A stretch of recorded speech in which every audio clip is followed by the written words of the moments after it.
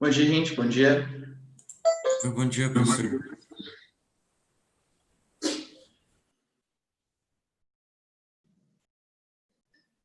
Bom dia, Ricardo. Tudo bem, Isa? Tudo, e você? Também.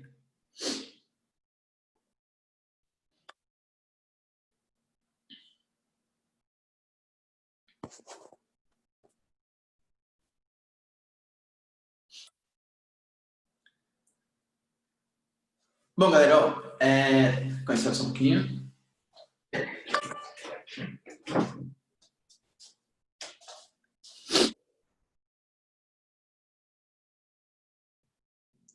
Bom, galera, bom dia para vocês. Espero que vocês estejam bem, legais, tranquilos de boa, suavidade. Hoje, galera, a gente finaliza a União Europeia, começa a falar um pouquinho de leste europeu, tá? Começa a falar um pouquinho primeiro dos Balcãs, para depois falar da Rússia, e aí a gente finaliza ali o nosso continente europeu, tá? Mas, galera, antes disso, queria trazer para vocês algumas atualizações aí que a gente teve, né? Vocês viram que como as coisas mudam na vida política, é muito engraçado, né? A gente tinha, não vou fazer referências assim a nomes, mas a gente tinha, por exemplo, na época que era deputado federal, um cara aí, que hoje tem um cargo um pouco mais importante, metia o pau na transposição do Rio São Francisco. E, galera, de verdade, na minha opinião, existem jeitos de levar água para o sertão nordestino muito mais eficientes que a transposição do São Francisco. Mas ontem, quando foi finalizado um trecho da obra, né, a obra lá do trecho norte do Ceará, vocês viram, né, que o Bolsonaro foi lá, postou foto, graças aos céus, eu consegui agora finalizar a transposição do São Francisco e tal, colocando como se fosse uma espécie de herói, justamente por isso, quando a época, e galera, convenhamos, aquela obra que ele pegou, ela já estava 94% pronta, tá? Quando o cara, quando ele assumiu a obra para fazer a transposição do São Francisco, ou seja, o que ele fez foi finalizar um trecho que tinha dado parcialmente errado na época do Temer, tá? Porque o Temer foi lá, fez, aí deu uns probleminhas, desabou uns pedaços, ele foi lá, revitalizou, inaugurou e falou, pronto, agora a transposição do São Francisco é minha. E a galera, tá vendo? O PT passou não sei quanto tempo no poder, e agora com o Bolsonaro, agora sim, agora as coisas estão sendo colocadas prontas e tal. É engraçado, né, como funciona a vida política, tá? Eu, particularmente, deixa eu ver o que o Diego mandou aqui, aí. Então, viu que a Maria do Rosário postou, ela criticou isso, é engraçado. Não, então, Diego, porque, por exemplo, ó, aí, já saindo dessa parte, eu, particularmente, para vocês terem uma noção dessa... Quem vai discutir isso com vocês, obviamente, é o Júlio, né? Quando ele falar de hidrografia e tal. A transposição do São Francisco, ela está sendo pensada desde a época de Dom Pedro II. Dom Pedro II já tinha planos para transpor as águas do São Francisco para solucionar, ou melhorar, pelo menos, a seca do sertão. O governo Lula começou a fazer, na obra do PAC, né? O Programa de Aceleração do Crescimento, e a gente sabe dos escândalos de corrupção, desvio de verba, tá? Essas coisas, tudo que aconteceu. A transposição do São Francisco, galera, ela acabou sendo finalizada por cerca de 3 a 4 vezes o que era o plano inicial, né, o preço inicial do projeto. Mas, por que eu falo que eu particularmente, ó, porque quando você transpõe a água do São Francisco, qual que é a ideia? Ó, deixa eu fazer um desenho aqui esquemático para vocês. Ó. Tem aqui, né, o Brasilzão, Brasil. O Rio São Francisco, ele nasce em Minas Gerais, uma regiãozinha conhecida como Serra da Canastra, e vai desaguar entre Sergipe e Alagoas, tá? Qual que é a ideia, pessoal? A ideia é que existe uma partezinha aqui do sertão nordestino, uma regiãozinha aqui, ó,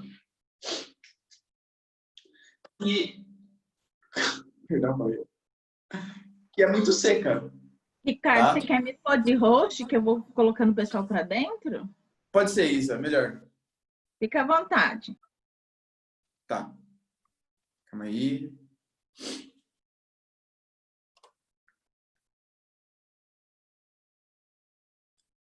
Pronto, Isa, coloquei você como anfitriã. Obrigado, Isa. Então, galera, aqui você tem, né, o sertão nordestino e tal, que é uma região bastante seca. A ideia é criar canais artificiais, duto mesmo, tá? Vocês verem na foto lá, até que o Bolsonaro postou, é como se fosse uma camadinha, exatamente. É como se fossem os caminhozinhos assim que vão sendo colocados na terra para desviar a parte das águas e levar a água para o sertão. Existem alguns problemas disso, tá? Por exemplo, primeiro o preço da obra, é muito caro fazer isso, tá? A gente percebeu, além dos casos de corrupção, etc., tudo que acontece. Quando a gente desvia a parte das águas, professor, e esse trecho aqui, ó? Para quem já manja um pouco mais de hidrografia, a gente fala que é o trecho ajusante, ou seja, o trecho que vem depois da transposição.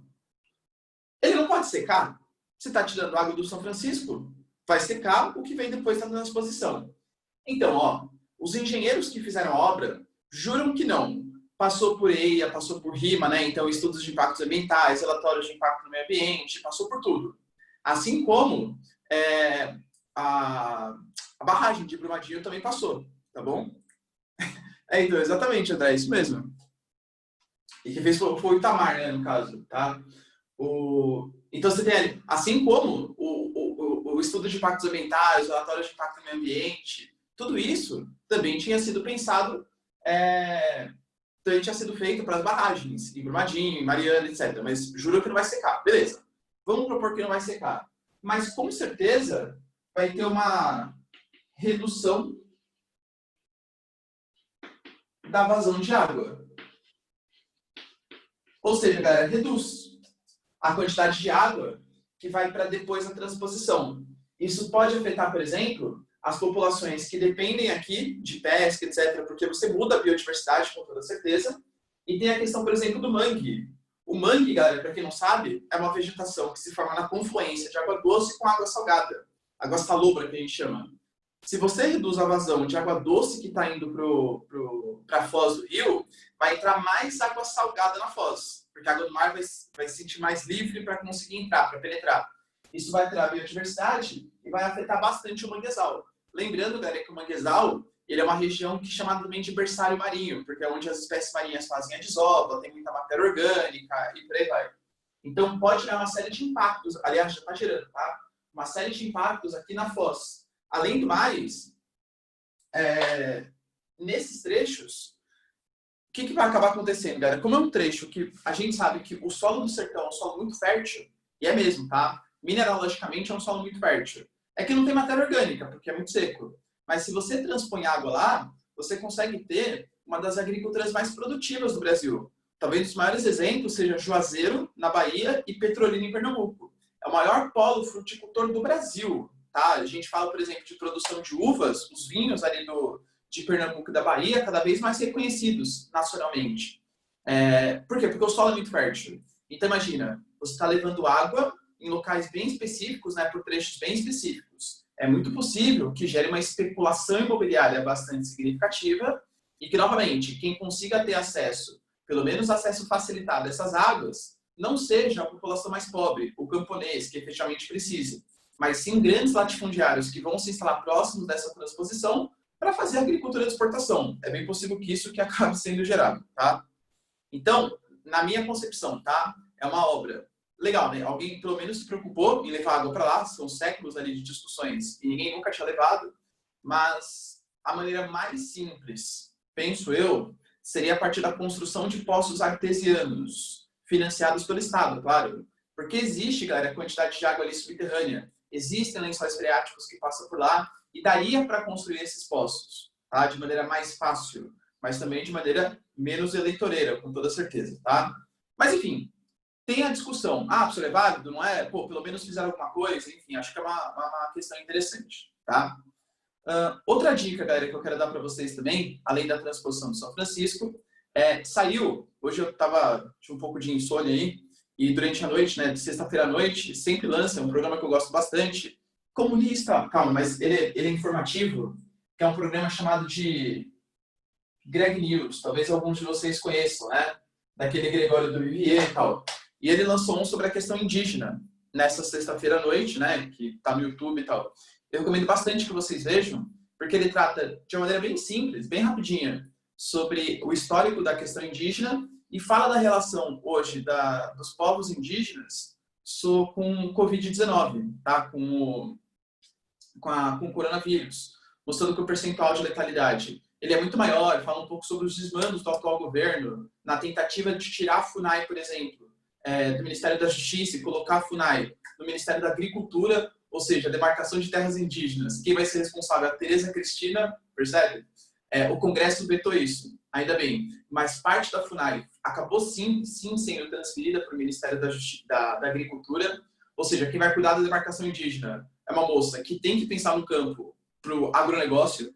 Eu, particularmente, não estou... entendi, o professor é contra a agricultura. Claro que não, galera. O Brasil é um país subdesenvolvido e precisa exportar alimentos. Mas deixar a demarcação de terras indígenas para o Ministério da Agricultura é deixar, sei lá, o lobo cuidando dos cordeiros. Óbvio que não vai dar certo, tá? Óbvio que não vai dar certo. Então, a gente tá tendo ataque severo, assim, às populações indígenas. E acho que esse programa aqui, obviamente, cara, tem todo o viés esquerdista, tá? A gente sabe disso, tá? Mas, como um histórico, assim, do que vem acontecendo, acho que é bem interessante, tá? E que mais que a gente tem de importante, assim, só para vocês irem acordando, assim.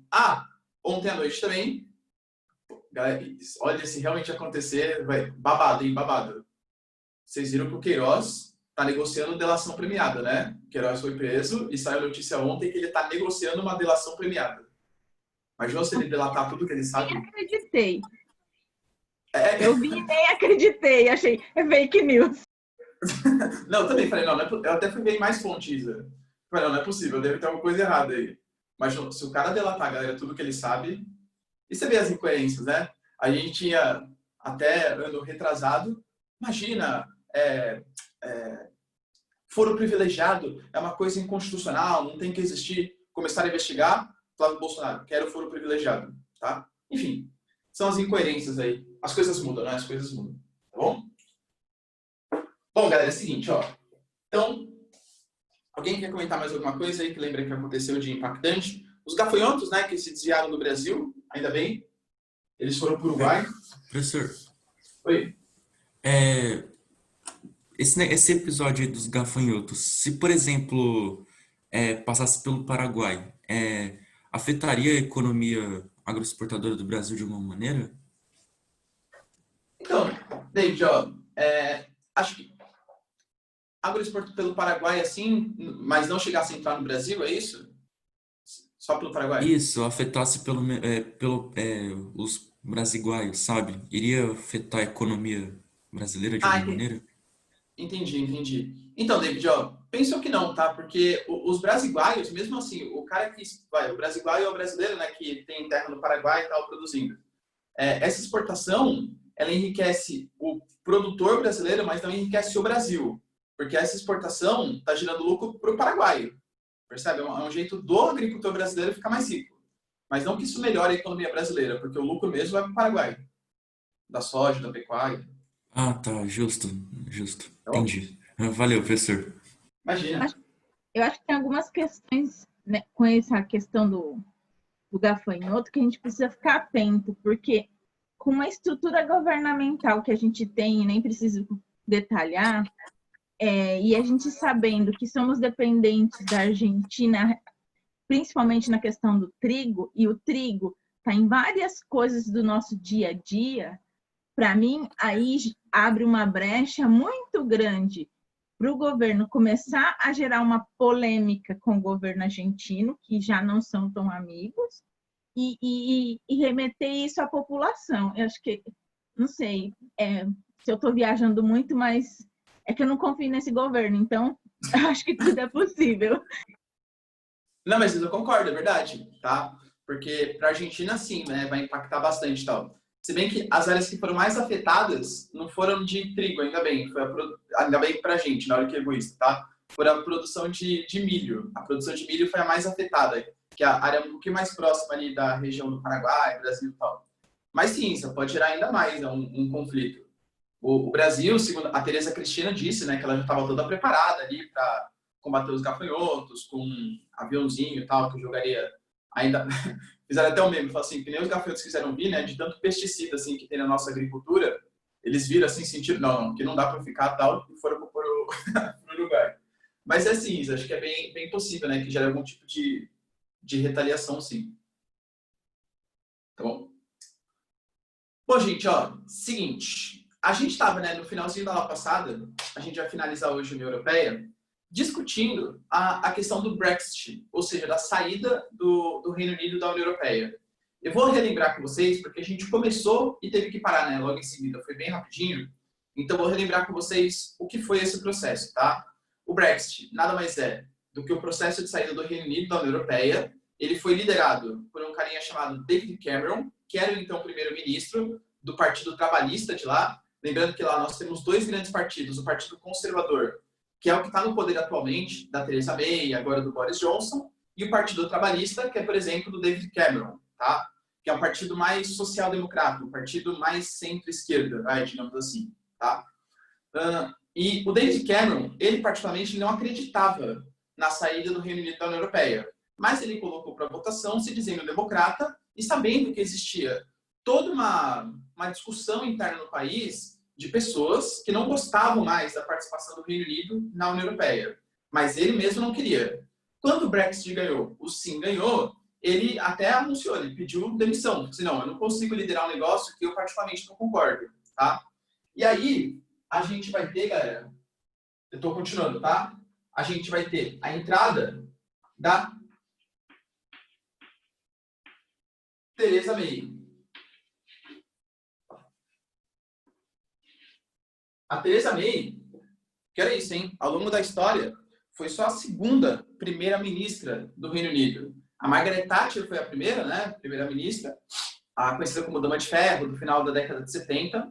Essa é importante, hein? Por conta do neoliberalismo, essas coisas. Ela e o Reagan, lá nos Estados Unidos, são conhecidos como Adão e Eva do neoliberalismo, lembra disso, tá? E a Theresa May, ela é a segunda. Ou seja, e ela, assim, era vista, né, como uma liderança bastante forte, bastante impositiva e tal. A Theresa May, ela negociou 2 anos para negociar o Brexit.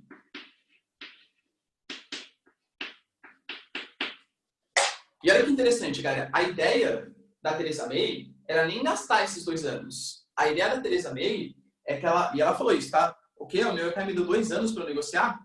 Não precisa nem disso. Em 4 meses eu resolvo a questão. Né? A gente viu que ela resolveu bastante, tá?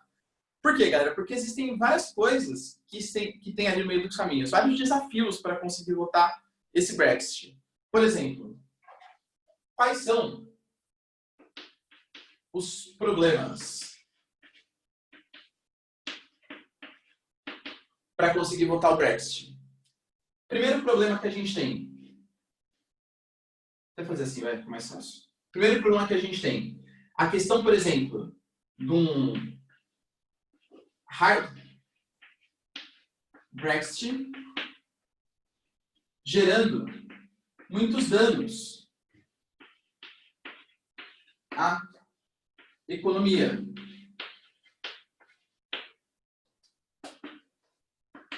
Então, o que é esse hard Brexit? Hard Brexit é um Brexit duro, é um Brexit sem nenhum tipo de acordo, tá? Tem 2 tipos de Brexit, o que acabou acontecendo foi o hard Brexit mesmo, tá? Teria o soft Brexit ou o hard Brexit. O hard Brexit seria nenhum tipo de acordo. O que os britânicos, e vocês viram naquele vídeo, né, que eu coloquei para vocês, do Nigel Farage, que ele comenta sobre isso. Não é que ele não gosta da União Europeia, ele não gosta da Europa.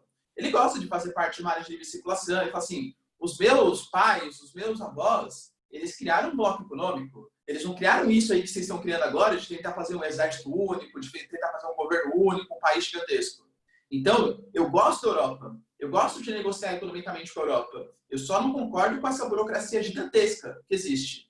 A ideia do Reino Unido é que ele teria que sair, mas não sair economicamente, só sair politicamente da União Europeia. É mais ou menos o que Noruega, Dinamarca, Suíça tem hoje. A Dinamarca não, porque ela faz parte da União Europeia, né? Mas a Noruega e a Suíça, por exemplo, elas têm hoje. Qual que é a negociação que a Noruega e a Suíça têm hoje? Eles não fazem parte da União Europeia, mas eles têm uma área de livre comércio com bloco. Então, por exemplo, o produto que sai da Suíça não paga imposto para entrar em outros países da mesma maneira. Então, eles pertencem à economia da União Europeia, mas não pertencem politicamente à União Europeia. Esse era o sonho do Reino Unido. Só que, de verdade, galera, vocês acham que a União Europeia quis fazer isso? Claro que não. Vocês estão querendo sair e só querem pegar a parte boa. Nem ferrando. Ou sai tudo, ou não sai nada. Tá? Então, no final das contas, o que acabou acontecendo é que não teve nenhum tipo de relação. O Reino Unido ele acabou saindo com um hard Brexit mesmo, ou seja, sem nenhum tipo de parceria econômica, sem nenhum tipo de acordo econômico. Outro problema foi uma multa pequenininha, galera. A multa que eles tiveram que pagar de 39 bilhões de libras. 39 bilhões de libras. Já pagaram, tá? Já pagaram. A libra, não sei exatamente como ela deve estar hoje. Vamos chutar baixo? Chutando baixo uns R$7, mais ou menos. Eu estou falando para vocês que para o Reino Unido sair da União Europeia foi uma quebra de contrato unilateral. Ela teve que pagar uma quantia de 39 bilhões, que isso dá mais ou menos, uns 280, vamos chutar um pouquinho mais, uns 260, bilhões de reais. Estou chutando baixo, tá? 260 bilhões de reais. Pra você não ter noção, isso é muito? Então, vamos a alguns dados. O Brasil gasta em saúde por ano 104 bilhões. O Brasil gasta em infraestrutura por ano 29 bilhões. O Brasil gasta em Bolsa Família por ano 35 bilhões. Eu estou falando para vocês que com o Brexit aqui dava para pagar 8 anos de Bolsa Família. Dava para custear quase 3 anos da saúde brasileira. Isso é o preço do Brexit. É muito caro, tá? Para conseguir fazer essa quebra de contrato. Tá previsto ali, galera. Se for uma quebra de contrato unilateral, vai ter que pagar essa quantia. E os britânicos pagaram, tá? Então esse problema aqui é um problema grande, mas pelo menos foi resolvido. Outro problema. Escócia e Irlanda do Norte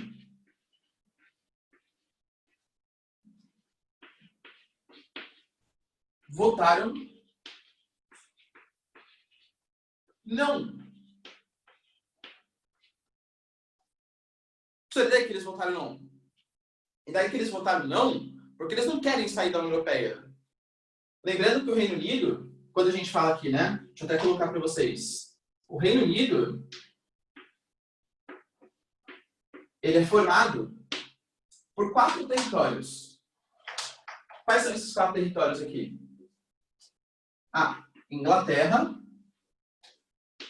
o País de Gales, a Escócia e a Irlanda do Norte. Aliás, deixa eu compartilhar uma figurinha com vocês, porque eu sei que tem muita gente que confunde, né? O que é Reino Unido, o que é Grã-Bretanha, o que é... Espera só um pouquinho, galera, que eu vou compartilhar com vocês. Ricardo, a Larissa tem uma dúvida. Desculpa. Fala aí, Larissa.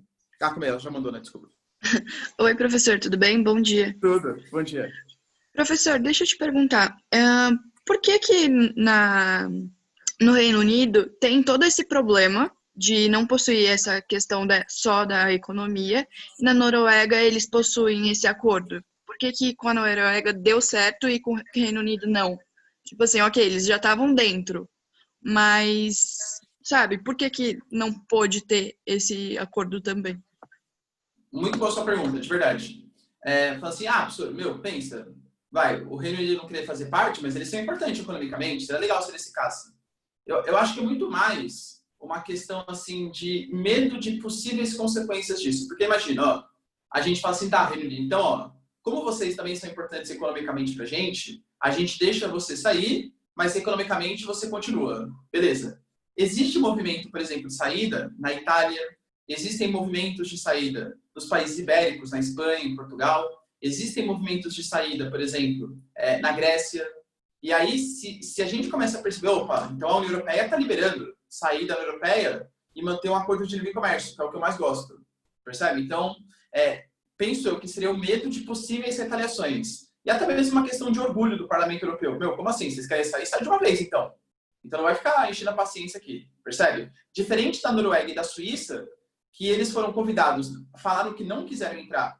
E como eles são importantes economicamente, a União Europeia convidou eles a fazerem parte só economicamente. Talvez se à época o Reino Unido tivesse negado a entrar com tudo, né, politicamente também, eles também tivessem negociado um acordo só de livre comércio.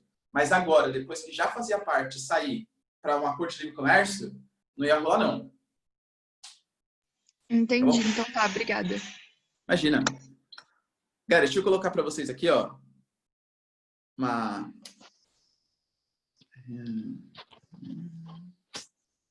porque tem muita gente que não sabe a diferença. E acho que essa imagem aqui ela é bem didática, galera, para a gente entender. Ó. Calma aí. Vou compartilhar minha tela com vocês. Ah, e só... Oi, Isa, você me torna anfitrião de novo? Só o anfitrião pode compartilhar a tela. Ah, você me transformou em... Eu esqueci, eu coloquei como anfitrião tudo, não como co-anfitrião.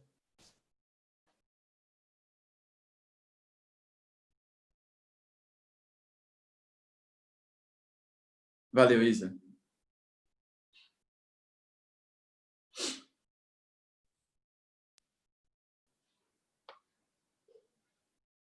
Cara, ó, acho que essa imagem aqui ela é bem didática para vocês entenderem, tá? Qual que é a diferença? Vamos primeiro observar a figura aqui da esquerda, que está escrita Inglaterra. Essas duas ilhas juntas, a ilha grandona, a gente chama de ilha da Grã-Bretanha, e a ilha menorzinha, a gente chama de ilha da Irlanda. As duas ilhas juntas se chamam Ilhas Britânicas, tá? Então, nós temos a Grã-Bretanha, que é a ilha grandona, e a ilha da Irlanda, que é a ilha pequenininha, tá? A segunda imagem, acho que é até mais didático, né, pra gente ver isso. E aí nós temos a Grã-Bretanha, né, tal, a ilha da Irlanda, e a terceira imagem mostra o que efetivamente é a organização política. Politicamente, nós temos o Reino Unido, que é toda a Grã-Bretanha, pegando o País de Gales, Inglaterra, Escócia, e o pedacinho da Irlanda, que é a Irlanda do Norte, também conhecida como Ulster, tá? E temos também a Irlanda do Sul, beleza? Então, por exemplo, ó, vou fazer um monte de confusão na cabeça de vocês. Posso eu estar no Reino Unido sem estar na Grã-Bretanha? Professor. Posso. Se eu estiver onde? Se eu estiver na Irlanda do Norte, concorda? A Irlanda do Norte, ela pertence ao Reino Unido, mas ela não está na Grã-Bretanha. Eu posso estar na Grã-Bretanha sem estar no Reino Unido? Não. Não, né? Porque a Grã-Bretanha inteira, País de Gales, Inglaterra e Escócia, pertencem ao Reino Unido. Eu posso estar na Inglaterra sem estar no Reino Unido? Meu Deus, pelo amor de Deus, né? Não, galera, tá? Porque a Inglaterra pertence ao Reino Unido. Então, ó, vou contar até um segredo aqui para vocês. A Inglaterra, na ONU, não é um país. Oh. Professor, mas a Inglaterra joga a Copa do Mundo sozinha. É mais importante o que a ONU fala do que o que a FIFA fala, tá? Isso é mentira. Verdade, juro para vocês. A ONU é mais relevante no debate geopolítico do que a FIFA. O país que a gente tem aí é um país chamado de Reino Unido. Reino Unido. E o País de Gales, a Inglaterra, a Escócia e a Irlanda do Norte seria como se fossem espécies de províncias. Mais ou menos, como se o Brasil fosse o Reino Unido e São Paulo, Minas Gerais, etc., fosse Inglaterra, País de Gales, Escócia e tal. Só que existe, galera, uma enorme rivalidade aí, tá? Enorme rivalidade. Principalmente dos escoceses frente aos ingleses. A Irlanda do Norte também, tá? Os escoceses, eles detestam os ingleses. Os ingleses são vistos como um povo mais metido, que se acha superior, tal. E todo o poder central, quando a gente fala, né, a Rainha Elizabeth, por exemplo, o Boris Johnson, eles são líderes do Reino Unido. Só que cada um dessas províncias, a Irlanda do Norte, a Escócia, País de Gales e tal, eles têm um parlamento próprio. É a mesma coisa que o Brasil. Tem lá o nosso Congresso Nacional, que é o federal, mas tem também os estaduais. Tem a Alesp no Rio de Janeiro, não, em São Paulo, tem a Alerj no Rio de Janeiro. São as assembleias locais. É mais ou menos a mesma ideia. Tudo bem? Então, ó. E a relação da Nova Zelândia? Porque eles respeitam a rainha. Há pouco tempo tiveram um problema lá com a questão da bandeira e tal. Então, porque a Rainha Elizabeth, ela é chefe de Estado não só do Reino Unido. Ela é chefe de Estado da Nova Zelândia, ela é chefe de Estado da Austrália, ela é chefe de Estado do Canadá, ela é chefe de Estado de Papua Nova Guiné. Várias das ex-colônias britânicas, elas ainda têm como chefe de Estado a Rainha Elizabeth, só que como chefe de governo os primeiros ministros locais, né? Tanto que a primeira-ministra da Nova Zelândia, que está sendo reverenciada como uma das melhores lideranças, né, no combate ao coronavírus, ela é chefe de governo só, mas chefe de Estado é a Rainha Elizabeth. No Canadá também, por exemplo, o Justin Trudeau, que é o primeiro-ministro canadense, ele é chefe de governo, mas chefe de Estado é a Rainha Elizabeth. Então, a Rainha Elizabeth, olha isso, além de ser imortal, ela também, galera, é dona, né? É chefe de Estado de uma série de territórios, não só do Reino Unido, da Austrália, Nova Zelândia, Papua Nova Guiné e Canadá também. Ela estudou Tutankhamon. Exatamente. E sim, Bia, sim, tá, os ingleses tomaram, exatamente, tá? A Irlanda, por exemplo, até o comecinho do século XX, a Irlanda, ela era junta, formava um único país ali com o... A gente vai ver um pouquinho mais. O próximo tema que eu vou falar com vocês vai ser sobre os movimentos terroristas, ditos terroristas na União Europeia. A gente vai ver que essa questão das Irlandas direitinho, mas tem uma questão religiosa aí também bastante importante. Na ilha da Irlanda, por exemplo, a Irlanda do Norte é de maioria protestante, enquanto a Irlanda do Sul é de maioria católica. Então, existiram uma série de movimentos ali. Tem um grupo chamado de IRA, que é um grupo revolucionário católico, que quer também a reunificação das Irlandas. Enfim, e está ganhando corpo esse movimento justamente por conta do Brexit. Tá? Isso aqui, ó, que está acontecendo, que eu falei para vocês, a Escócia e a Irlanda do Norte votaram não. Só que, galera, convenhamos, o que os ingleses votaram, tem muito mais gente, se for fazer uma média ponderada, né, tem muito mais inglês do que escocês e a galera da Irlanda do Norte. Ou seja, os ingleses praticamente decidiram que iam sair da União Europeia. E aí, por conta disso, existem, por exemplo, a Escócia fazendo um plebiscito pela separação frente ao Reino Unido.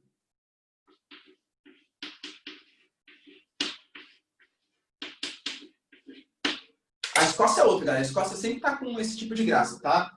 Eles fizeram um plebiscito em 2015, quando nem tinha coisa sobre Brexit ainda, nem tinham...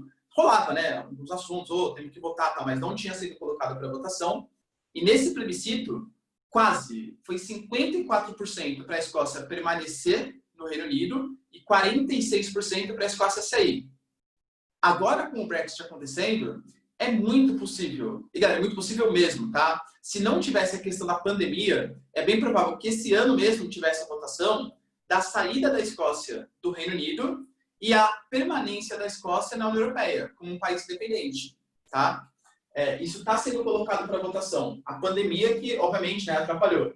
E a Irlanda do Norte também tem esse tipo de discussão, que nem eu falei para vocês. Já existe um movimento de reunificação. Tanto parte da Irlanda do Norte quanto parte da Irlanda do Sul formar um único país novamente. Com o Brexit acontecendo, é muito possível que também esse movimento ele fique muito mais forte. Mas ó, o que está mais adiantado, com toda certeza, é a questão da Escócia.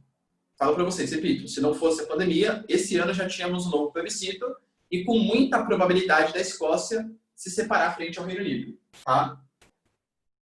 E, galera, outra coisa que é importante também, como vai ficar a questão das Irlandas?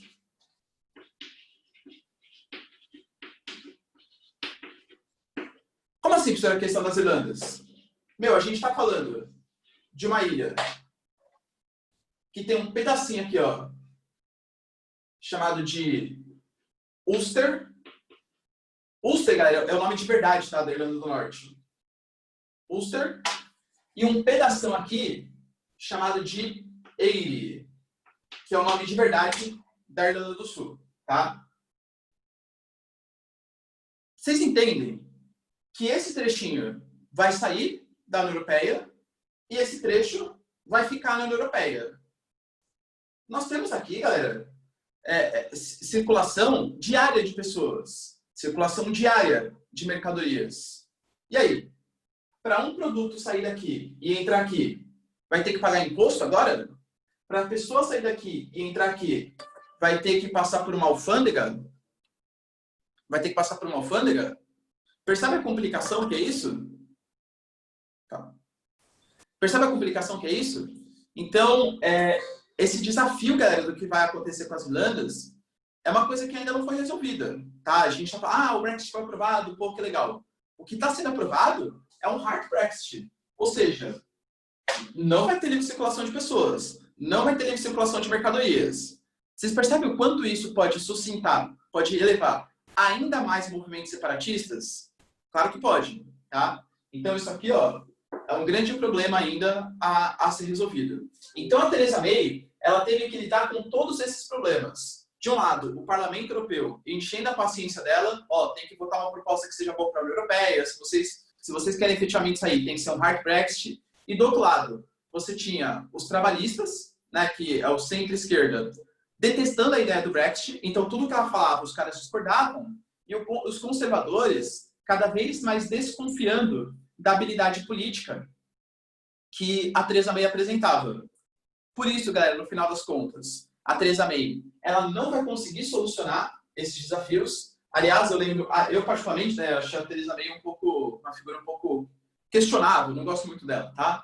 Mas eu fiquei bem triste, assim, quando ela pediu a demissão, porque ela falou assim, gente, ó, perdão, eu tentei de tudo, eu fui prepotente, porque eu falei que em 4 meses eu resolvia. Eu fiquei 2 anos e não consegui resolver o problema do Brexit, confesso para vocês, não consegui, e estou deixando o cargo triste, por não ter conseguido o que eu tinha prometido para o meu povo.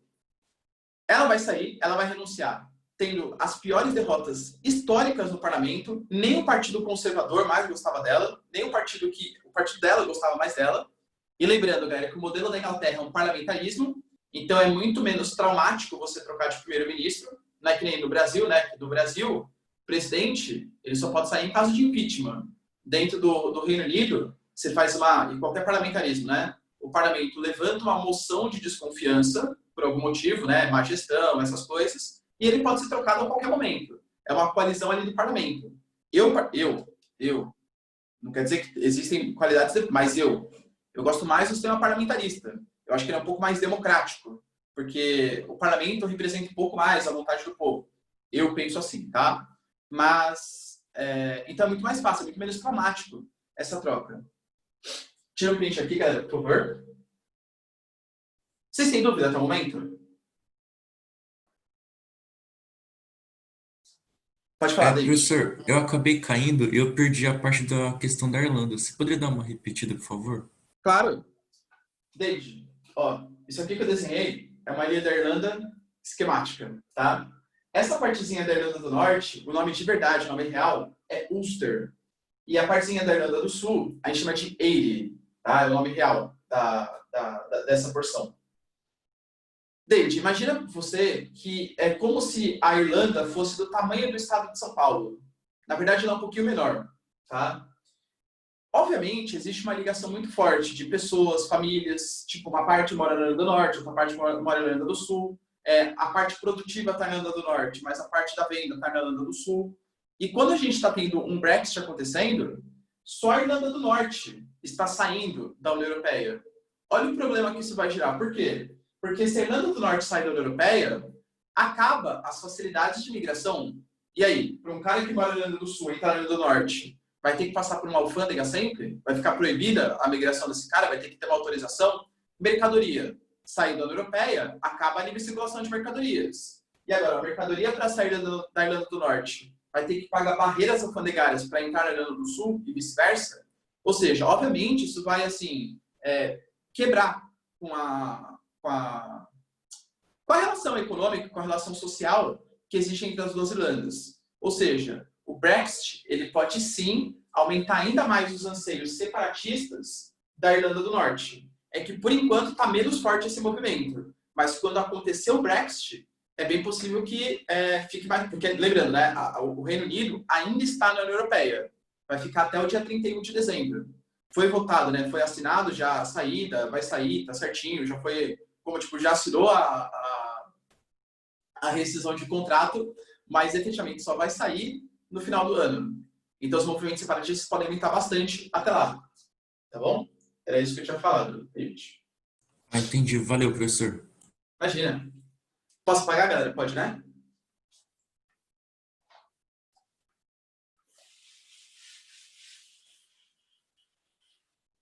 Professor, mas eu não entendo. Não é uma coisa ruim sair da União Europeia? Poxa, a União Europeia é tão legal, economicamente tão importante. Por que esses caras querem sair da União Europeia? Por que eles votaram para sair da União Europeia? Primeira coisa, galera, vamos ver quem votou, tá? Os que votaram pelo sim, votaram pelo sim. Foram, em geral, os mais idosos, os mais pobres, os menos escolarizados e os moradores das áreas rurais. Entendi tudo, professor, não precisa nem explicar mais nada. Quem votou é velho, pobre e burro. Não é isso que eu falei, tá? Não é isso que eu falei. Porque se você cai nesse tipo de pensamento, você critica, né? Quem é elitista, assim, nossa, o nordestino é tudo burro. Mas aqui você quer falar, né? Que é tudo velho, pobre e burro, né? A gente tá vendo essa hipocrisia aí, hein? Cuidado, tá? Se esses caras, eles votaram para sair, é porque para eles a União Europeia não estava representando benefícios, ou pelo menos diretamente representando benefícios. Vamos imaginar, por exemplo, um senhor ali com seus 60 e poucos anos, que está vendo a União Europeia acontecer e está vendo na mídia, na época, né? Era a época que o Estado Islâmico estava muito forte, essas coisas. Meu Deus, aqueles muçulmanos estão invadindo a Europa. Aqueles muçulmanos vão provocar atentados terroristas. Se a gente pertence à União Europeia, por mais que a gente não faça parte do espaço Schengen, a circulação de pessoas é muito mais intensa. Olha o perigo aqui que eu estou correndo. Não pode entrar. Outra coisa. Antigamente, eu, que não sou tão incluído assim digitalmente, não tenho tanto acesso à informação, eu tinha meus empregos mais garantidos. Por quê? Porque não tinha tanta concorrência no mercado de trabalho. Agora que o Reino Unido, entrando na União Europeia, estando na União Europeia, vem muito mais gente, vem alemão, vem português, vem espanhol, vem italiano, roubar os meus empregos no Reino Unido. Vocês percebem que a União Europeia, para essas pessoas, não representa oportunidade de trabalho. O que representa é maior competitividade no mercado de trabalho. Se a gente for pegar para um jovem dinâmico ali em Londres, tô brincando, né? Mas para um jovem mais incluído digitalmente, que tem mais acesso à informação em Londres, tanto que as grandes metrópoles maciçamente votaram pelo não. A gente não quer o Brexit acontecendo, tá? Londres, Manchester e tal. Não quis isso aí. Se a gente for perguntar para esses caras, o Reino Unido, a União Europeia representa oportunidade. Oportunidade dele trabalhar em outros locais, são multinacionais que se instalam no Reino Unido, ele pode trabalhar na Alemanha, na Itália, etc. Para essas pessoas, representa aumento da competitividade. Ou seja, galera, para esses caras, a União Europeia representa risco de atentados terroristas e aumento da competitividade.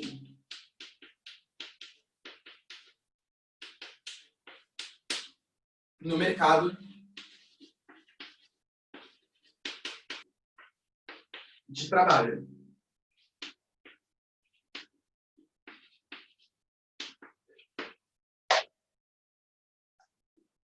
Entendi, professor. Então você falou que eles estão certos. Eu, particularmente, acho que é uma visão um pouco meio a curto prazo, tá?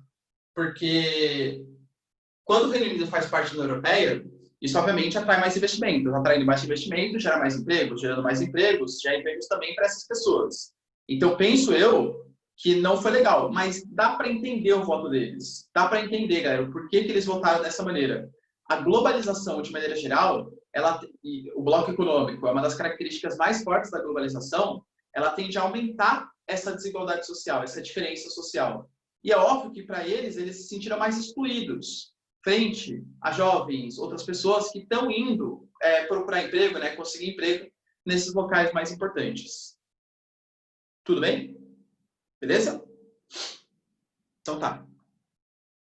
E aí nós vamos ter, quando a Theresa May renuncia, ele entrando, galera, o Boris Johnson.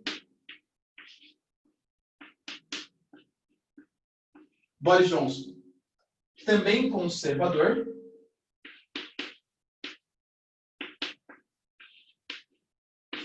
assume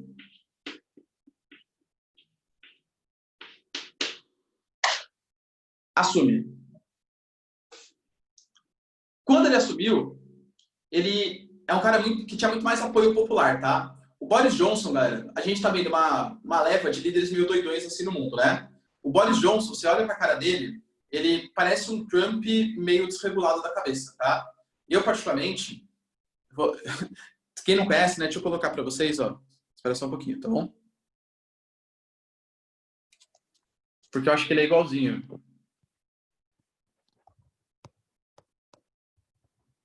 Calma aí.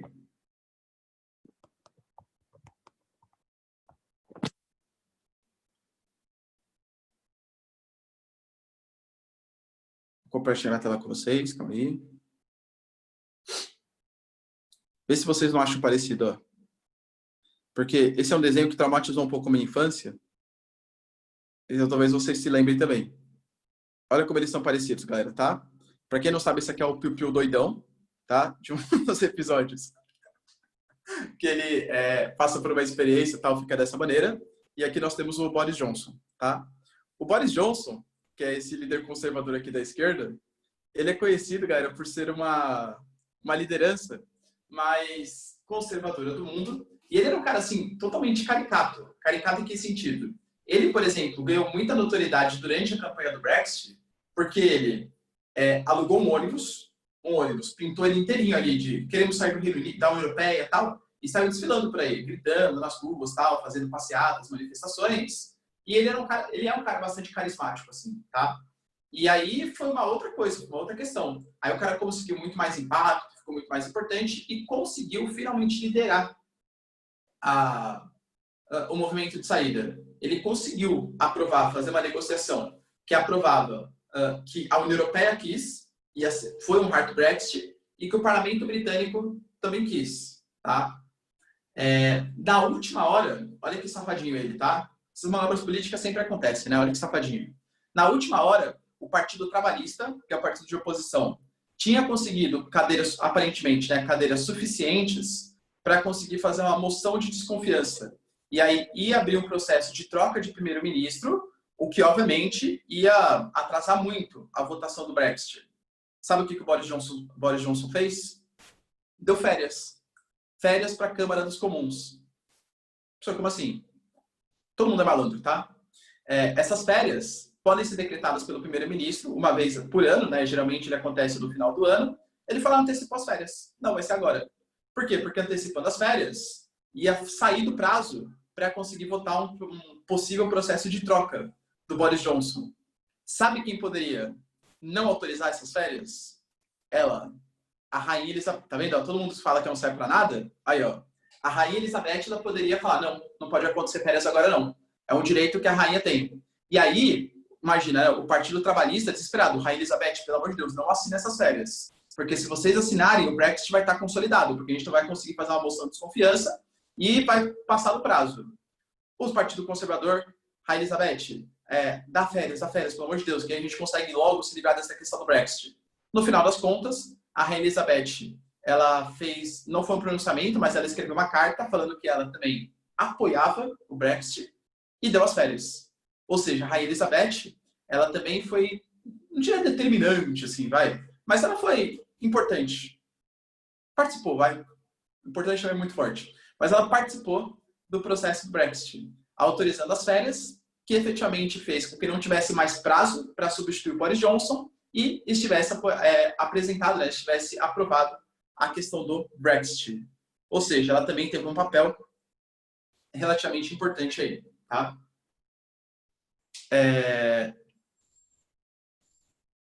Então, exatamente. Tudo bem, galera? Beleza? Dúvidas até aí? Não? Tá. Precisaria agora. O que vai acontecer, né? Quais são? Porque, assim, o que a gente percebe, toda vez a gente tem que analisar os dois lados, tá? Imagina, se vem alguma questão assim, cite um ponto positivo e um ponto negativo do Brexit. Com o ponto positivo do Brexit, o que eu falaria para vocês? Uma maior independência do Reino Unido. O Reino Unido, a gente sempre tem que lembrar, nunca gostou dessa ideia de um mega país. O Reino Unido entrou para a União Europeia, nunca fez parte do espaço Schengen, que é o espaço de livre circulação de pessoas e serviços. Nunca fez parte da zona do euro também, sempre quis manter uma certa independência. E desde que começou com o Tratado de Lisboa, em 2008, essa história de aumentar o poder do Parlamento Europeu, eles ficaram, não estou gostando dessa história não, tá? Então, se tinha um país que era para sair da União Europeia, com certeza era o Reino Unido. Então, se eles querem maior independência, eles são bastante conservadores, bastante tradicionais, tal, isso pode ser uma coisa positiva. Beleza. Mas eu diria para vocês que para por aí, dessa questão da independência, porque assim, economicamente, pode ser bastante danoso. Mais de 50% do comércio que o Reino Unido faz é com a União Europeia. Ou seja, o Reino Unido vai perder metade do seu mercado consumidor. E uma época de tentativa de retomada do crescimento econômico. Imagina que a gente está falando do mundo numa pandemia com todo mundo crescendo negativo. Aliás, vocês viram a previsão rapidinho, tá? Que eu lembrei aqui agora. A previsão da FMI para o Brasil? Queda de 9,1% do PIB. É a previsão da FMI para o Brasil, tá? Tá mal, hein, galera? Tá mal. A gente vai voltar para 2010. É o mesmo PIB de 2010, tá? Bem complicado isso. Mas, enfim, voltando, né? Então, a gente está falando de um momento de retomada do... Exatamente. Então, enquanto isso, galera, o Banco Central está falando 6%. Vamos ver quem vai estar mais certo, né? Se vai ser o Brasil ou o FMI, não sei. A gente está falando de um momento de retomada dos investimentos, de necessidade de mercado consumidor. O Reino Unido vai estar isolado. O Trump prometeu, falou assim, Boris Johnson, já comigo, quando vocês saírem da União Europeia, eu prometo fazer uma zona de livre comércio somente com vocês. Isso vai acontecer? Possivelmente vai, galera. Talvez isso aconteça e pode ser um tipo de ajuda para o Reino Unido. Mas tão forte como a União Europeia, duvido que seja, tá? Mas tão forte como duvido que seja. A gente não pode esquecer que uma das coisas que atrai investimentos para um país que faz parte do bloco econômico é justamente a presença dele no bloco econômico. A gente já discutiu isso lá no começo do ano, lembra? Eu falei para vocês, gente, sei lá, Uruguai, vamos pensar no Uruguai. O Uruguai tem 5 milhões de habitantes. Quem investiria no Uruguai? Vai explorar o quê? O mercado consumidor do Uruguai? O município de São Paulo tem mais gente que o Uruguai inteiro? Qual é a atratividade do Uruguai? Mas, o Uruguai está dentro do Mercosul. Então, se eu coloco um produto no Uruguai, isso vai fazer com que o Uruguai consiga ver o meu produto, né, que eu coloquei no Uruguai, vá para o Brasil, vá para a Argentina, vá para o Paraguai, por aí vai. Então, já começa a se tornar um pouco mais atrativo. O Reino Unido estando isolado, será que vai continuar recebendo tantos investimentos estrangeiros assim? É bem possível que não. Então, a gente vai ter uma queda no mercado consumidor, uma queda, por exemplo, dos investimentos externos. Economicamente, vai ser bem complicado. Em nome, de novo, né, do que a gente fala lá do suposto globalismo, tá? E isso, galera, é uma coisa que está atingindo o mundo de maneira muito significativa, né? Esse globalismo, de novo, né? O senhor vai cair na prova que é globalismo? Claro que não, isso é baboseira, tá? Isso é coisa de teórico da conspiração. Não existe nenhum cientista sério que fale sobre globalismo. Se efetivamente ficar comprovado algum cientista sério começar a produzir algum tipo de conhecimento sobre isso, aí eu passo para vocês, claro. Mas o globalismo seria aquela ideia que, através de que existem grandes magnatas, grandes corporações internacionais que querem, a partir de pautas que parecem interessantes, interferir na soberania nacional. Interferir, por exemplo, sei lá, a União Europeia. Sei lá, você não está respeitando, vou ter que mandar em vocês. Ou então o Acordo de Paris. Nossa, você não está reduzindo as suas emissões de gás carbônico. Vou ter que, sei lá, praticar sanções econômicas. Ou seja, a gente tira o poder das nações e coloca poder nessas organizações. Lembrando também, né, galera, que ontem foi aniversário da ONU, vocês viram? 75 anos da ONU, tá? Aliás, dica, isso é um fato bem importante, né? O vestibular adora datas redondas. É mesmo, Bia, que o Bill Gates criou o coronavírus para lucrar? Isso aí eu não sabia. Da China a gente vê toda hora, né? Do Bill Gates eu não sabia. Isso eu não conhecia. Ontem, galera, foi aniversário da ONU, né? 75 anos da ONU. E hoje a ONU passa por uma crise, com toda certeza, porque grandes lideranças mundiais estão criticando a multilateralidade. A gente tem hoje uma aliança conservadora. Não, de novo, né, eu não gosto, é o nome que a mídia dá, mas eu não gosto da palavra conservadora, porque o pensamento conservador é um pensamento bem válido, é um pensamento bem interessante, eu acho interessante, tá? O cara que é conservador é o cara que ele quer sim o progresso da sociedade, mas não a partir de revoluções, e sim por respeito à ordem democrática e de maneira bastante lenta e gradual. Tudo bem? Essa é a ideia conservadora. O que está se formando hoje no mundo não é conservador, é reacionário, que são coisas diferentes, né? Então, essa aliança entre Trump, Boris Johnson em menor escala, a Hungria, a Polônia, o Bolsonaro, enfim, é uma aliança reacionária que está criticando o multilateralismo, criticando a ONU, a OMS, o Conselho de Direitos Humanos, enfim, tá? Então, a ONU comemorou seus 75 anos no período de crise, principalmente porque os Estados Unidos, a maior potência mundial, é grande crítico da ONU nesse momento. Tá? Exatamente, né? Tudo bem, galera? Beleza? Dúvidas aqui? Mais alguma dúvida do Brexit de maneira geral? Senhor, tem uma dúvida. E o campeonato inglês, como vai ficar agora? Então, exatamente, né? Vai ter mais dificuldade para conseguir atrair. Até o campeonato inglês ele pode ter alguns probleminhas. Só para quem gosta de futebol, é rapidinho, juro, tá? Deve saber, eu praticamente, tá, galera? Tem dois times. Ah, sim, são o Swansea e acho que é Cardiff, se não me engano. São dois times que disputam o campeonato inglês, mas eles não são da Inglaterra, eles são do país de Gales, tá? Já a Escócia e a Irlanda do Norte têm um campeonato completamente diferente. Mas só para vocês entenderem como as coisas são confusas lá. Vocês devem ter reparado, por exemplo, quando vai jogar a Copa do Mundo, a Irlanda do Norte, a Escócia, a Inglaterra e o país de Gales jogam separados. Mas quando vai disputar as Olimpíadas, aí a Grã-Bretanha que disputa. Não é nem o Reino Unido, é a Grã-Bretanha. A Irlanda se une inteira e disputa as Olimpíadas, e a Grã-Bretanha se une inteira e disputa as Olimpíadas. É uma confusão gigantesca ali, tá? Mas, efetivamente, quem é país é o Reino Unido. Tudo bem? Posso apagar aqui, galera? Tira um print aí, ó. Quem quiser.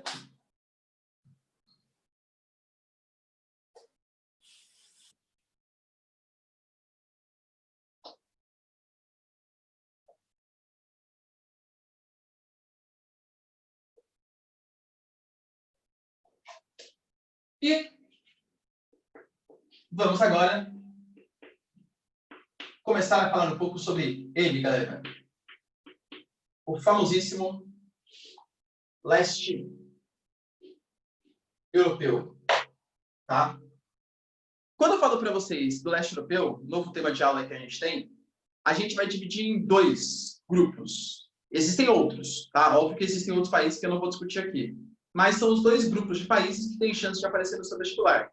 Ninguém vai perguntar, galera, da, sei lá, Bielorrússia para vocês. Por mais que a Bielorrússia possa ser interessante, tá? Mas, que são os Balcãs, que a gente vai ter que discutir nessa aula, e depois falar um pouquinho sobre The Mother Russia, falar sobre a Rússia, tá? Então, primeiro, a gente vai discutir os Balcãs. Vocês lembram o que são os Balcãs?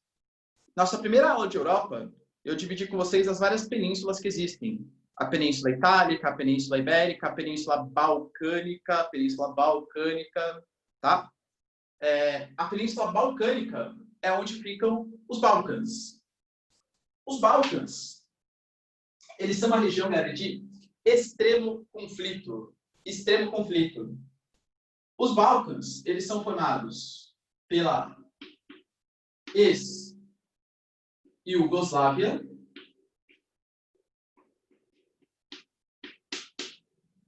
mais Grécia e Albânia. Só para vocês observarem no mapinha aqui, ó. É disso que eu tô falando para vocês, ó. Ei.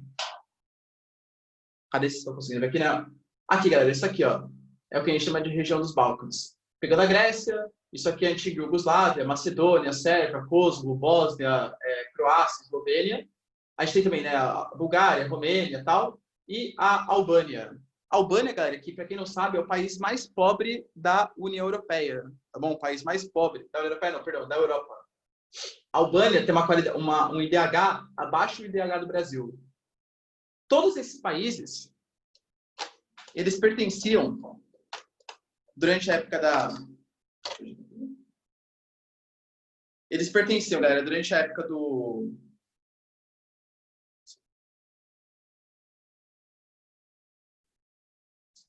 durante a época da Guerra Fria, eles pertenciam à parte socialista do mundo, ao lado socialista do mundo, tá? Geralmente, e aí para quem é mais esquerdinho aqui do grupo, tá?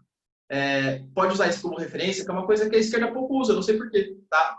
Porque muitos dizem que nós não tivemos uma experiência de socialismo de sucesso. Mentira! Tivemos sim. A Iugoslávia. A Iugoslávia, de 53 até 80, ela foi, galera, um socialismo de muito sucesso econômico.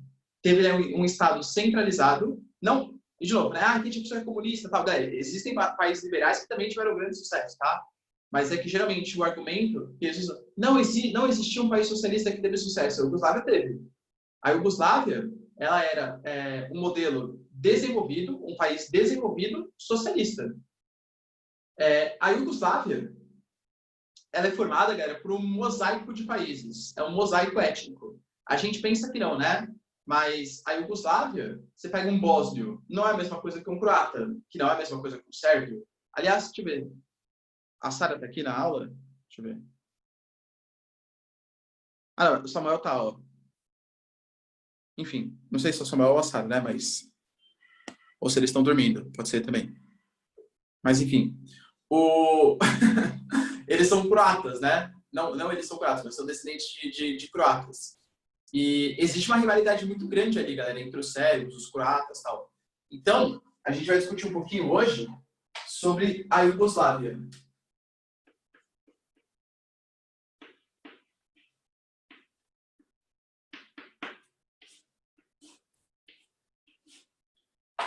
A Iugoslávia, que eu falei para vocês, era conhecida por ser um mosaico étnico. Com, aliás, grandes rivalidades ali, tá? Grandes rivalidades. E eram países todos independentes, até o final da Segunda Guerra Mundial. No final da Segunda Guerra Mundial, a Sérvia, de uma maneira bem dura, de uma maneira bem autoritária, resolveu que era a hora deles unificarem.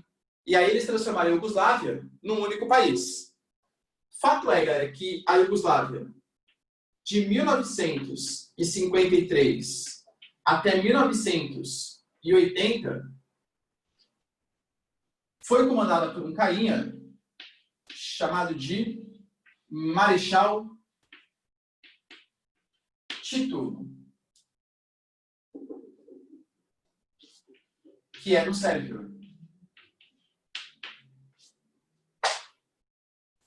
Esse Marechal Tito era um ditador, com toda certeza, tá?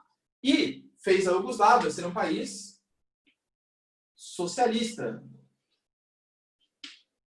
Mas era um socialista, galera, não alinhado à União Soviética. Fazia parte do que a gente chama de terceiro mundo. Aliás, era uma das lideranças dos países de terceiro mundo. Vocês lembram o que é isso? Nós temos aqui, galera, por exemplo, os países de primeiro mundo são os países capitalistas, alinhados aos Estados Unidos, os países de segundo mundo, os países socialistas, alinhados à União Soviética, e os países de terceiro mundo são os países não alinhados. A gente até comentou já que teve até uma conferência chamada Conferência de Bandung, que acontece em 1956, que é justamente a Conferência dos Países Não Alinhados, durante a Guerra Fria. Sabe quem foi a grande liderança? Marechal Tito, Iugoslávia. Ou seja, a Iugoslávia, ela era um país socialista. Para vocês terem uma noção da habilidade política que esse cara tinha, vocês lembram o que era o Plano Marshall? Aquele plano de reconstrução da Europa no momento pós-Segunda Guerra Mundial? Sabe quem recebia dinheiro do Plano Marshall? Iugoslávia. Calma, senhor. Você estava falando, então, que um país socialista recebia financiamento dos Estados Unidos? Exatamente, recebia. Recebia financiamento dos Estados Unidos para investir em infraestrutura, dentre outras coisas. E também mantinha relações com a União Soviética. Não é que eles detestavam a União Soviética, eles só não queriam pertencer àquela hegemonia, aquele partidão ali, do Partido Comunista ali, percebe? Mas era um socialismo independente. Ou seja, a Iugoslávia, ela se desenvolveu demais, galera, durante esse período, com uma grande liderança. E tanto que, isso é uma coisa importante, né? Tendo uma visão até um pouco mais materialista da história, não tinha crise econômica. E se não tem crise econômica, guerras étnicas, guerras separatistas, meio que deixam de existir. Elas deixam de acontecer. E é justamente por isso que a gente não teve grandes conflitos durante o período. Mesmo bósnios detestando os sérvios, mesmo sérvios detestando os croatas, detestando os macedônios, não existiam grandes conflitos ali, tá? Então foi um período de grande prosperidade socialista. Deixa eu ver aqui, que não sei se veio dúvida aqui, calma aí.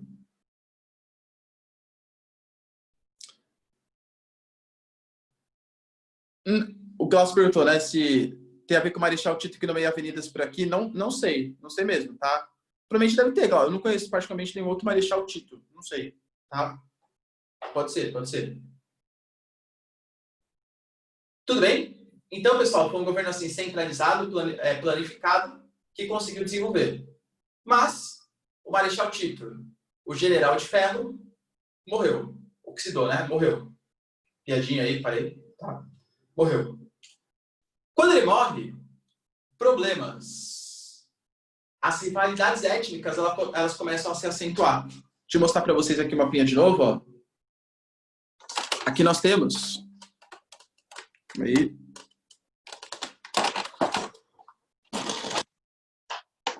Aqui nós temos essa região. Dá para ver, né? Croácia, Eslovênia, Bósnia, Sérvia, Montenegro, Kosovo, Macedônia. Todos esses países pertenciam ao que a gente vai chamar de antiga Iugoslávia. Os sérvios, eles são os mais numerosos, mas eles não são os mais ricos. Os mais ricos são os croatas e os bósnios, tá? E aí, ele fala assim, tá, beleza, ó, sérvios, vocês já tiveram o Marechal Tito 27 anos na liderança da Iugoslávia e agora está na hora de vocês deixarem um croata liderar a Iugoslávia. Não, agora tem que ser um bósnio. Não, agora tem que ser um macedônio. No final das contas, quando eles morrem, quando o Marechal Tito morre, toda aquela paz que ele tinha conseguido pelo período de... para aquele período, vai por água abaixo. E aí, que, né? Morte de Marechal Tito. De 1980 até 1991, a gente vai ter, galera, governos provisórios.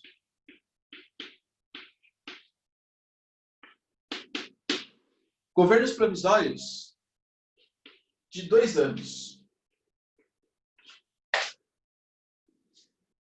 Como a gente não entra no consenso, quem tem que liderar? 2 anos fica um sérvio, 2 anos um croata, 2 anos um esloveno, 2 anos um macedônio, e por aí vai. Numa região com tantos conflitos étnicos, acostumado com uma liderança bastante forte, que promoveu prosperidade no país, a gente tem, galera, governos de 2 anos, governos provisórios, de verdade, em 2 anos, ninguém consegue fazer nada. O que acaba gerando é uma instabilidade política cada vez maior. E nisso, embalado pela separação da antiga União Soviética e embalado pelo fim da Guerra Fria, a Iugoslávia também resolve se separar. 1991 vai ser o ano em que vão começar os separatismos.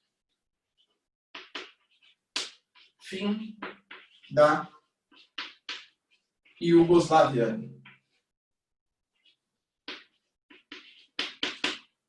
Esse fim da Iugoslávia, inicialmente, Macedônia Eslovênia e aqui pega ainda, né? Não. E Croácia. Não concordo mais com isso, tá? Deixa eu ver aqui. Bom, aqui tá pegando? Acho que tá, né? Não consigo ver direito. Enfim. Professor, desculpe. Oi. Você poderia abaixar um pouquinho a câmera que eu não estou conseguindo pegar essa última parte? Acho que agora tá, obrigado. né? Obrigado. Imagina. Então, ó, a gente vai ter, galera, Macedônia, Eslovênia e Croácia anunciando o seu separatismo. A Sérvia, mais populosa, liderança durante muito tempo, pé da vida com isso. Não aceito, não aceito. Mas eram regiões mais ricas, né? Não tinha muito o que fazer. Agora, em 1992, aí o bicho pega, galera. Vou apagar aqui. Antes, ó, tira um print aqui.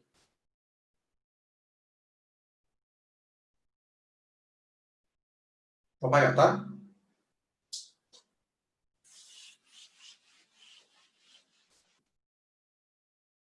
Em 1992,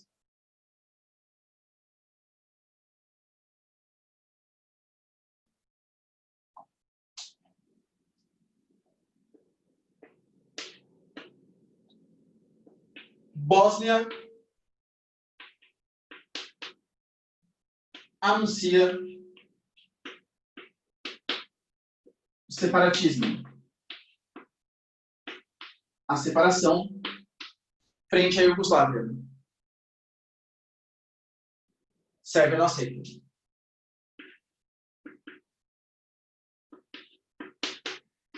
Não aceita.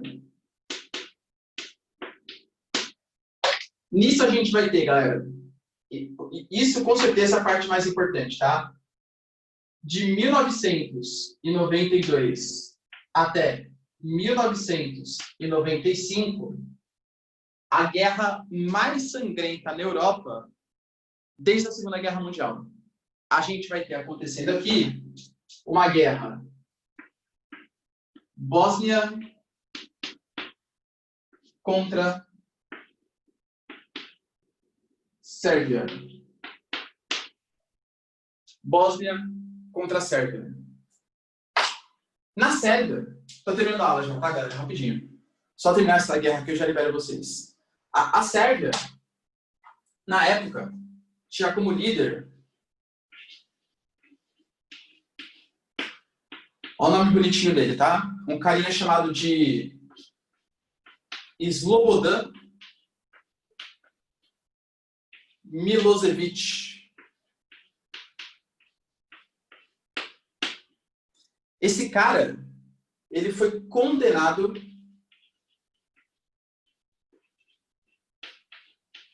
pela Corte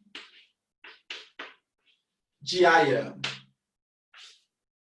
Para quem não sabe, galera, a Corte de Haia, ela denuncia crimes contra os seres humanos, né, contra os direitos humanos. Por que ele foi condenado, professor? Vocês sabem que até mesmo em guerras existem algumas lógicas, assim, algumas éticas durante a guerra. Uma das éticas é: você não pode atacar lugar que só tem civil. Você não pode atacar lugar onde só tem mulheres e crianças. Você não pode usar armas químicas. Você não pode usar armas biológicas, dentre outras coisas. Ou seja, o que ele fez não é, galera, que ele participava assim, aqui a gente tem um campo de guerra, a gente fala, não. Ele usou de táticas legais de guerra. Ele entrava com tanques em áreas escolares, saía atirando em escola. Tipo, foi uma guerra, assim, sangrentíssima que aconteceu entre Bósnia e Sérvia. No final das contas, galera, os croatas, que já não gostavam muito da Sérvia, entram do lado da Bósnia, entram na guerra para atacar a Sérvia, mas quem vai ser efetivamente decisivo? A OTAN. Olha porque isso é importante. Vocês sabem por que a OTAN foi criada? A OTAN é uma organização militar que foi criada lá durante a Guerra Fria para combater o socialismo, certo? Nessa época, 92, já tinha acabado a Guerra Fria. Estava na dúvida se a OTAN ia continuar existindo ou não. A OTAN, nessa primeira ação que ela fez depois do final da Guerra Fria, ficou comprovado que ela ia continuar existindo e que não ia ser mais uma organização que ia combater o socialismo. Afinal, não existe mais o socialismo com o fim da guerra. Não existe mais o mundo socialista, né? O perigo socialista com o fim da Guerra Fria. Mas a OTAN, nesse momento, ela vai começar a fazer parte de uma organização, de um grupo que vai lutar contra terrorismos, ou o que eles consideram, pelo menos, como terrorismo, tá? Então, foi a primeira participação efetiva da OTAN, depois da Guerra Fria. Ou seja, a OTAN se consolidou como um braço armado dos países capitalistas. Deu para entender, galera? Sim? Ok. Tira um print aí. Falta finalizar um pouquinho, né? Falar dos movimentos separatistas que acontecem ainda hoje, em Kosovo, Montenegro, Vojvodina, que eu falo para vocês na próxima aula, tá? Fala aí, David, pode falar. Professor, mas esses países, como por exemplo a Bósnia, a Croácia, a Sérvia, elas continuam com o modelo socialista de antes ou não? Não. Todos os países, nenhum desses mais eles são socialistas, David. Todos eles são capitalistas hoje, inclusive a Sérvia. Ah, tá, beleza. E não teve mãos russas aí, não? De tentativa. Porque era um pouco independente, né? A Iugoslávia. A Iugoslávia ela nunca foi parceira da Rússia, etc. Então eram socialistas, mas eram socialistas independentes. Então, quando eles finalizaram a Iugoslávia e transformaram em vários países capitalistas, a Rússia até fez parceria com alguns países, mas para você ter uma noção, David, a gente tem, a Croácia hoje pertence à União Europeia e a Sérvia é outro país que, muito mais do que querer pertencer à CEI e à comunidade de estados independentes, ela também quer fazer parte da União Europeia. É que aí, no caso, quem não quer são a União Europeia mesmo. Porque a Sérvia é um país bem complicado, assim, em relação a direitos humanos, respeito à democracia, bem complicado, tá? Beleza, valeu, professor. Ok? Então tá, pessoal. Que é isso, Costa? Então, ó, tira o print aí. E é isso, galera. Próxima aula eu falo um pouquinho mais com vocês, tá? Sobre o finalzinho aí, as guerras hoje que existem na Sérvia. Beijo, abraço, tchau. Até a próxima aula, gente. Tchau, tchau. Tchau, professor. Muito obrigado. Bom final de semana e até a próxima aula. Vocês também.